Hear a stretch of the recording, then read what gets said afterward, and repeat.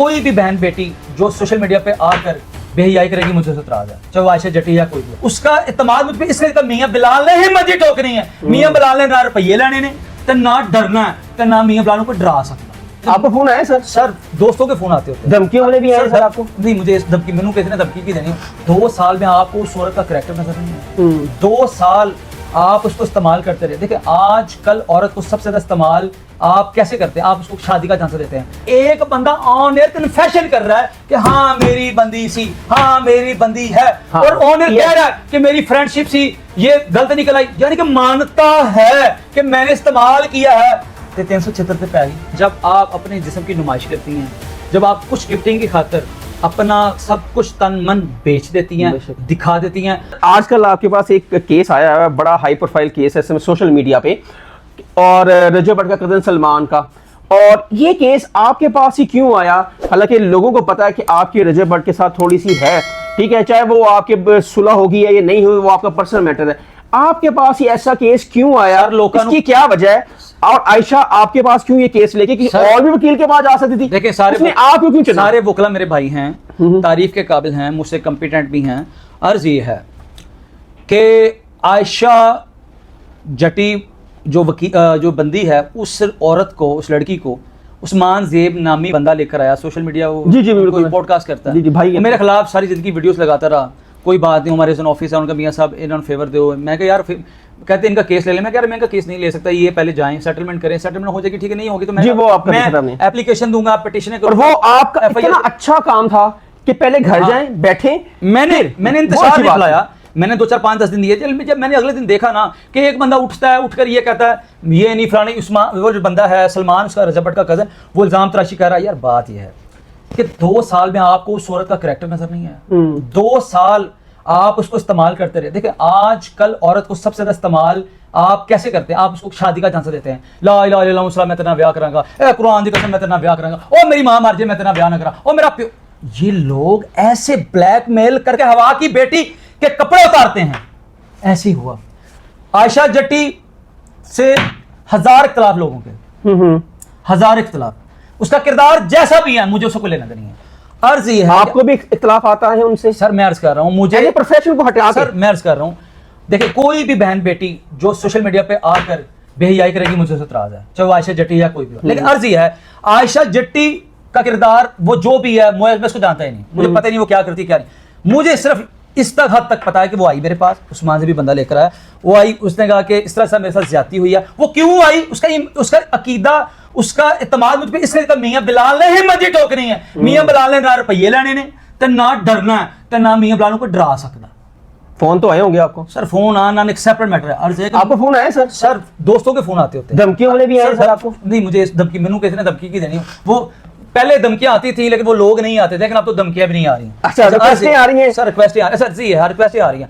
अर्ज है मेरे भाई, आपने उस बेटी को यूज किया, किसी की बेटी या किसी की बहन को इस्तेमाल किया। देखें 376 की डेफिनेशन है क्या? देखिए 376 में आप कैटेगरीज पढ़ेंगे, उसमें ये भी लिखा हुआ, उसकी डेफिनेशन में ये चीज इंक्लूड है कि अगर एक लड़का लड़की को शादी का झांसा देकर कि मैं तुमसे शादी करूंगा, वरगला कर इस्तेमाल करता है, झूठ बोलता है, तो 376 फाल करती है, अट्रैक्ट करती है। सजा पता क्या? जी जी 24 साल सर, उम्र कैद है और सजा मौत है। अच्छा सर, आपने इस केस के मुतालिक आप थोड़ा सा हमारे नाज़रीन को बताएं। और आप ये देखें, सॉरी मैं आपकी बात काट रहा हूं, और कितनी बेहुदगी की बात है कि एक बंदा ऑन एयर कन्फेशन कर रहा है कि हाँ मेरी बंदी सी, हाँ मेरी बंदी है, हाँ, और ऑन एयर कह रहा है कि मेरी फ्रेंडशिप सी, ये गलत निकल आई, यानी कि मानता है कि मैंने इस्तेमाल किया है। 376 पे आ गई, ठोक गई तो। अच्छा सर मुझे बताएं, आप एक औरत जात है, ठीक है, उसने कल को ब्याह जाना है, इस माशरे में भी रहना है, ठीक है, क्या आयशा को सोशल मीडिया पे आकर इस तरह की बातें करना बनती थी? मैंने चुप करके आपके पास आती? मैंने 3-4 दिन पहले ये शाहिद चौधरी से मिलकर आई थी, पॉडकास्ट वगैरह करते हैं, वो भी उनके भी अक्सर मैंने प्रोग्राम देखे हैं। हमने भी इंटरव्यू करते हैं। शाहिद चौधरी साहब से मिलकर आई मेरे पास। मैंने उन्होंने कहा कि आप चाहती क्या? उन्होंने कहा जी इसने मेरी ज़िंदगी ख़राब की, मैं चाहती हूँ कि कानूनी कार्रवाई। मैंने कहा कि मैंने ये नहीं कहा। अच्छा कहती, मैंने कहा अगर तुम सुलह करनी है तुमने करनी है, कानूनी कार्रवाई करनी है तुमने करनी है, मैं ना 9 में ना 13 में। मुझे कहोगे केस क्लोज कर दो मैं क्लोज कर दूँ, मुझे कहोगे केस चलाओ मैं चलाता रहूँगा। मैंने कहा मैंने आपसे कुछ नहीं लिया ना, मुझे आप लोगों से कोई किसी का लालच ना किसका मतलब है। अब उन्होंने कहा जी मियाँ साहब हमारा आप पे भरोसा है, आपने हमारा साथ नहीं छोड़ना। मैं कहती मैं तो साथ छड़ांगे नहीं। अगर कोई बंदा कह दे कि मियाँ बिलाल पीछे हट जाएगा तो ये गल किसी बंदे की गलत है, मैं पीछे नहीं हटदा, मैं हर बंदे नाल। हाँ ये आशा जटी लोग कल स्किप हो जाने इन्हों का फेल है, लेकिन मियाँ बिलाल नहीं स्किप होता। अब आप पूछ रहे कहाँ पहुंचे केस, एक नवाबटोन थाना में एप्लीकेशन मूव हुई थी, वहां पर इन्होंने उनको डरा धमका के हाँ एक स्टेटमेंट जारी करवाई कि गलत फहमी की बुनियाद पर ये एप्लीकेशन हुई है। तो बाद में वही इनको इग्नोर कर दिया क्या, जो इनके साथ मामला थे वो तय नहीं पाए।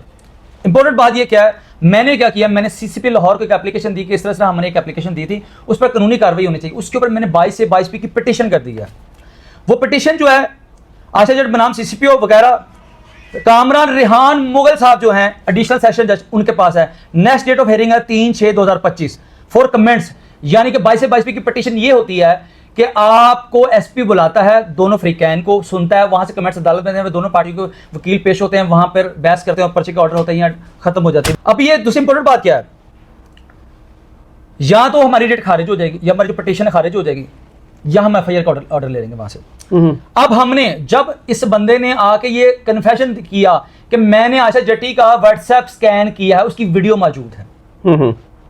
अच्छा ये बंदे ना इतने समझदार है, इनको कोई समझाता नहीं, रज्जब को भी कोई नहीं समझाता था, इसको भी कोई नहीं समझाता। अर्ज ये है यानी कि इनका मोशन कोई नहीं। एक बंदा करे मैं तेरा व्हाट्सएप स्कैन किया, मैंने पता लगा तू तेरी मैं चैटा पड़ियां 20,000 30,000 मेरे मैं तेरा स्कैन किया, यानी कि खुद कह रहा है स्कैन, खुद करैक्टरलेस कह रहा है। लो जी एफएस साहब के नाम से खुद फंस गया, पिक एक्ट दी एफआईआर च खुद फंस गया। उसकी बाबत मैंने सॉरी पलवशा जो इनकी बहन है, आशा जटी छोटी है बड़ी बहन है, आई डोंट नो, तो उन्होंने एक एफआईए इधर विंग में एक एप्लीकेशन जोनल में एप्लीकेशन दी है, डायरेक्टर जो एफआईए उसको, वो हमारे शफकत शहबाज राजा एडिशनल सेशन जज के पास मैंने 22 से 22 की पिटीशन कर दिया। अब ये नेक्स्ट हियरिंग जो है वो 2/6 के लिए, इसमें भी कमेंट्स रिक्वायर्ड है, वहां पे भी एसपी जो हमारे सीसीपीओ के पास भी कमेंट्स रिक्वायर्ड, एफआईए में कमेंट्स रिक्वायर्ड। मेरा फेल था कानूनी कार्रवाई करना, मैंने किया। अब वहां पर दोनों फ्रीकैन जाएंगे, हम नहीं जाएंगे वोकला, वहां पर फ्रीकैन जाए, वहां से जो कमेंट्स आएंगे दूध का दूध पानी का पानी हो जाएगा, जो सच्चा है जो झूठा है वो अदालतों में साबित हो जाएगा। मेरा सर आप नहीं समझते कि आयशा को ऐसे जो चीजें हैं वो सोशल मीडिया पे नहीं करनी चाहिए थी कि मेरे से 100 दफा हुआ, मेरे से 50 दफा हुआ? कौन सी इज्जतदार लड़की होगी वो ऐसी तो अपनी शक्ल नहीं लाएगी? अगर उसे ऐसी गुनाह हो गया है, अगर उस वर्गला के सलमान ने उसे गुनाह कर लिया है, ठीक है, क्या सिर्फ इस वजह से है कि वो रजब भट्ट का कजन है, इस वजह से इसको हाइप मिली है? सर अर्ज ये है, यहाँ पर मुझे जो नजर आ रहा है, मैंने कुछ दिन पहले उनको कहा, मैंने कहा यार ये छोड़ दो तुम, ये मामला ये ना ऑन एयर आके बताना इतना हुआ ये हुआ फलान आप समझते गलत है। मैंने कहा ट्रायल की, हाँ गलत है, मैंने कहा ट्रायल की बातें, ट्रायल में वकील सवाल करते हैं कि कैसे किया, क्या कितना क्या मामला थे, ट्रायल में ये चीजें साबित करनी होती है, डॉक्टर पीडीएनए मेडिकल चैलेंज होते हैं, सारे मामला उस पर सवाल क्रॉस एग्जामिन होता है। बात ये है कि आप क्या चाहती हैं, अगर आप उसे सुलह करना चाहती हैं या वो एक ऑन एयर रिकॉर्ड बयान कर दे ठीक है मुझसे गलती होगी, मैंने आपकी लाइफ बर्बाद की या मैं आपसे निकाह करना चाहता हूँ, मैंने किस तरह के मामला आप उस लड़के से बैठ के सॉर्ट आउट कर लो। अगर वो नहीं करता तो फिर ये ऑन एयर इंटरव्यूज देना बंद कर दो, इंटरव्यूज देना बंद कर दो, अदालती जंग लड़ो, वहां से इंसाफ लो। मैं अल्लाह गवाह कि आज आपके इंटरव्यू में बात कर रहा हूँ, मुझे 100 चैनल्स ने इंटरव्यू के लिए बोला, मैंने अभी तक इस टॉपिक पे 3 इंटरव्यूज दिए और वो भी मना कि यार ना इंटरव्यू, उन्होंने यार लेना ही लेना दिए। मैं खुद बात नहीं करना चाहता, मैं खुद बात नहीं करना चाहता। अब देखिए कानूनी कार्रवाइयां हमने शुरू कर दी हैं, वो अल्लाह खैर करेगा, जो हक पर होगा सच पर होगा उसकी जीत। ऐसा ही है। तो सर आप क्या कहना चाहेंगे कि जो ऐसी लड़कियां जो सोशल मीडिया पे आती हैं, टिकटॉक लाइव पर आती हैं, और ऐसे लड़के जिनको शादी का झांसा देकर वर्गला कर उनकी जिंदगियां खराब करते हैं, उनके लिए आप क्या मैसेज देंगे? मैं तो सबसे पहले तमाम जितनी भी हमारी बहनें बेटियां हैं, जितनी भी फीमेल्स हैं जो सोशल मीडिया का इस्तेमाल, देखें कोई भी चीज़ है उसके एडवांटेजेस भी हैं, उसके डिसएडवांटेजेस भी हैं। तो आप जिसके एडवांटेजेस हैं ना उसकी हद तक करें, डिसएडवांटेजेस की तरफ मत जाया करें। डिसएडवांटेजेस तब बनते हैं जब आप अपने जिस्म की नुमाइश करती हैं, जब आप कुछ गिफ्टिंग की खातर अपना सब कुछ तन मन बेच देती हैं, दिखा देती हैं। और यहाँ पर जो लोग आपको, मैं सब गिफ्टर को ये बात नहीं करता, मुझे बहुत से अच्छे लोग भी होंगे, लेकिन कुछ गिफ्टर्स की डिमांड होती है कि मैं आपको गिफ्टिंग करूंगा तो मुझे न्यूड्स अपने पिक्स दिखाओ, वीडियोस दिखाओ, और गलत जो पनिशमेंट्स होती हैं। देखिए ना, अब ये चीजें देखिए, टिकटॉक लाइव जो है वो पाकिस्तान के अंदर बंद है, लेकिन वीपीएन शिपीन पता नहीं क्या लगा के टिकटॉक लाइव लोग चलाते हैं। मेरे ख्याल में एफआईए को यहाँ पे हरकत में आना चाहिए। तमाम टिकटॉक लोग जितनी भी ऐसी एप्स हैं जो पाकिस्तान के अंदर लड़ाई का बायस, इंतशार का बायस, बेहयाई का बायस बनती है, इनको बंद हो जाना चाहिए। और दूसरी इंपॉर्टेंट बात, जो हमारी बहनें बेटियां हैं जो ऑनर आती हैं, जो लड़कों के झांसे में जाती हैं, तो खुदारा अपने वालदैन के फैसले को तस्लीम करें।